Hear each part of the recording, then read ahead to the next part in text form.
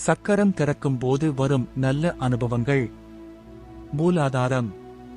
உடல் உறுதி, பயம் குறையும், நிலைத்த தன்மை, நான் பாதுகாப்பாயிருக்கேன் உணர்வு. சுவாதிஷ்டானம். படைப்பாற்றல் அதிகரிப்பு, சந்தோஷ உணர்வு, உறவுகள் மேம்பாடு, உணர்ச்சிகள் தெளிவா புரியுது. மணிபூரகம். தைரியம், தன்னம்பிக்கை, முடிவு எடுக்க சக்தி, ஜீரண சக்தி மேம்பாடு, நான் முடியும் மனம். அநாஹதம். கருணை, அன்பு, மன்னிப்பு இயல்பு, மன அமைதி, காரணமே இல்லாத சந்தோஷம். விசுத்தி. உண்மை பேச தைரியம், குரல் தெளிவு, எழுத பாடத்திறன், உள்ளதை உள்ளபடி சொல்ல முடியும். ஆஜ்யா.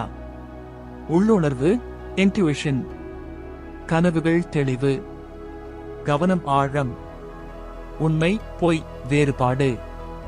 சஹஸ்ராரம். அக அமைதி, ஈகோ கரைவு, ஒருமை உணர்வு, சொல்ல முடியாத அமைதி. சக்கரம் திறக்கும் போது வரும் கெட்ட சவால் அனுபவங்கள். பொதுவான சவால்கள். தலை சுற்றல், உடல் சூடு, பயம் காரணமில்லா அழுகை, தூக்கமின்மை, பழைய நினைவுகள் மேலெழுதல். இது சுத்திகரிப்பு கிளென்சிங் காரணமாக வரும்.